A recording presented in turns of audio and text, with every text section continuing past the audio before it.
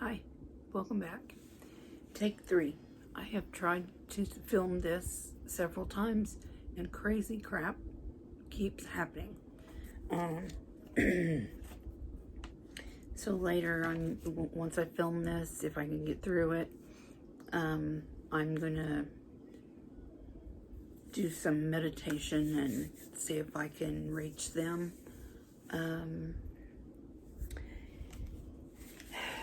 Anyway, let's talk about Orrin and Orson West again. The only updated information that I have for you is that everybody's still looking. The community is looking, but the parents are not, which that's a big concern. That's a really big concern. The private investigator got into a argument, I guess, a disagreement with the city and police officers, and he's no longer on the case. The reward is now up to $100,000. Victory Baptist Church donated $10,000. And West Coast Realty donated $10,000. Thank you guys so much. I thought that the boys were pretty much famous. I mean, everybody knows about them, but they don't. And that really concerns me. The biological mother, Ryan Dean, I am so sorry. I cannot imagine what you're going through. As mothers, we all make mistakes, and what's done is done, and you cannot blame yourself. I had things happen to my children too, long time ago, and it took 10 years of therapy for me to realize that it wasn't my fault, because I wasn't the one that did it. So we all pray that these boys are still alive.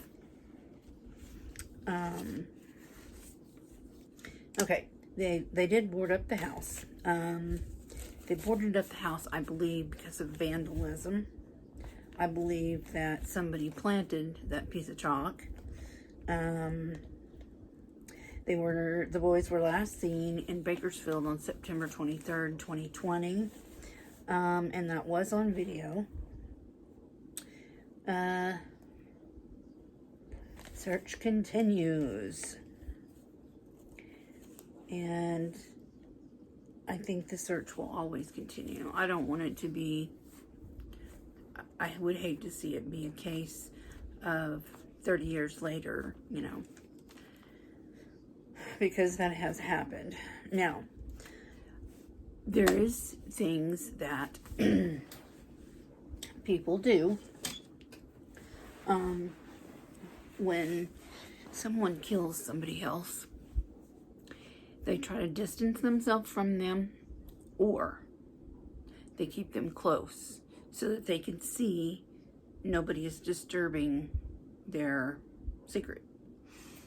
So my feeling is they're either in Bakersfield somewhere, if there's like a wooded area maybe, or a lake. I feel like they could be in the desert. I don't believe they ever made the trip to California City. If they did, they were not there long. I wish I could go there. I'm in a way far different state. I wish that I could help search. I'm surprised that there's not more news coverage on these little kids. I seen news coverage from Bakersfield area, I guess it was, and it was only like 23 seconds long, something like that, and that's not good enough for me.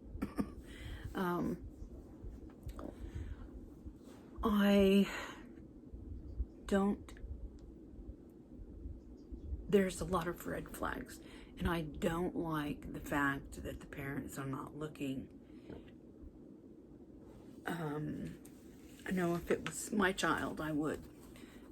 There would be nothing to stop me. They'd have to arrest me and hog tie me and put on a straitjacket, something, because I would go.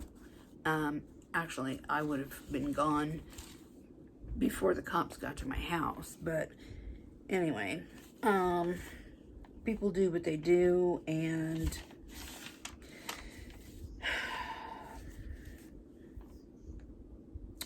my thing is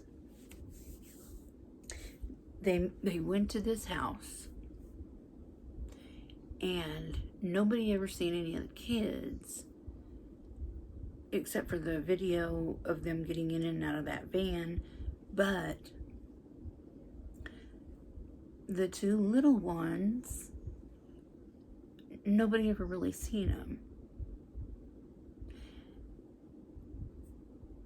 This tells me that they were not there. I believe the dogs hit on the scent of the boys because it was probably all over the couch, or, because if they're sitting on the couch, their scent's going to be on the couch. Their scent would be on some mattresses or some blankets or clothes or toys. And I think that that's why the dogs hit inside, but not outside. I think what's concerning everyone right now is the concrete slab out back. They could have put them there to keep them close, or they could be in the desert. I don't know. I mean, we all want them to be alive, but it's been so long. Tomorrow will be a month. Yeah, tomorrow will be a month. And I'm gonna, like I said, I'm gonna cover this until the end.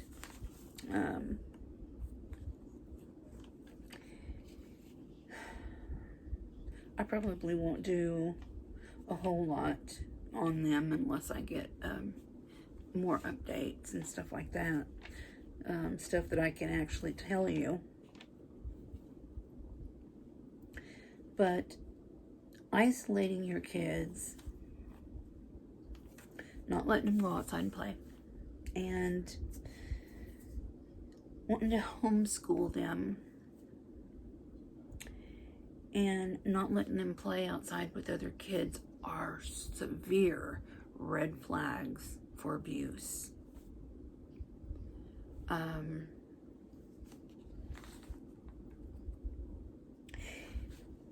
I know that they bought this $200,000 house, and I want to know how they afforded that house, because she didn't work. He made money under the table for those beats, and they had supposedly an ice cream thing, which I don't know how much money you can make off of that. And you can't claim the foster kids as income, because those foster kids may be taken out to be fostered somewhere else at any given time, or they get adopted out, and that's basically babies for benefits, like Jay says. So I don't believe that that's true. And I know when you buy a house, they want you to have a steady income, a good income that can cover the payments on that house. You have to have some kind of equity, some kind of down payment. I don't know how he managed to do this unless somebody else bought the house and he's kind of buying it from them. I don't know. And to live off grid and you're homeschooling your kids. If you homeschool your kids, don't you have to have like computers to do that and all that with the classes? I have questions. If you have answers, put it in the comment section. Let me know. But I do know once you adopt, you do not get paid for adopted kids. You don't. That would be kind of stupid for the company, the government, children's offices to do that. I looked it up, and they do not. And it doesn't say that they do that per state. It's just they don't do that. Now, if you adopt and then you get put on Social Security for some reason or disability for some reason, you and your child, you will get checks then.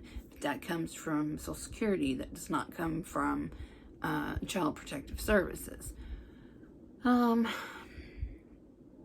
know when I adopted, we had several court appearances, and sometimes the mother would show, sometimes she wouldn't. She refused to do all of the things that the judge told her she had to do, which she could have been arrested for, but that didn't happen. That's fine. I never got a penny. I was supposed to get $100 a month for him, and I didn't get that. So, but I didn't care. And then once we went through all these different steps, and she was failing to do what she was supposed to, the court asked me if I wanted to adopt him, and I said yes. And it was either that or he was going to go into foster care. So I wasn't going to have that. Yeah, it's a long process, and they do inform the mother.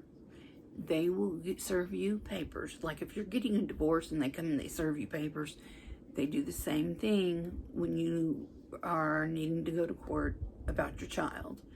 They will take it to your home. They will take it to your work. Anywhere that you are, they will find you to hand you these documents because they have to put them in your hand. And if they cannot find you, they put a notice in the newspaper. And I think it's only for a week. It may be 3 weeks. I can't remember. But if you do not respond to that, then you've given up all your rights. So that's how that works. But I guess I better cut this short.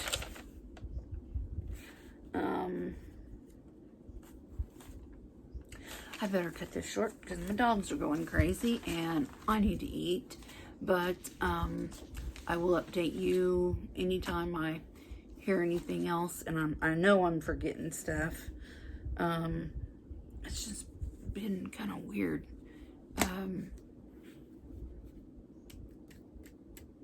I don't know. I was born in Fresno. When I was little, we lived in Bakersfield. We lived in Los Angeles. And I don't remember it, but I do remember when we lived in Selma. So I am from California, and I don't know, I'm picking up on their energy. A lot of weird things going on. This is the third time that I have tried to record this, so hopefully they don't bother me while I'm trying to sleep. But if you would leave your comments, I would appreciate it. Thank you for joining me. I know this was a weird one. Take care. Bye-bye.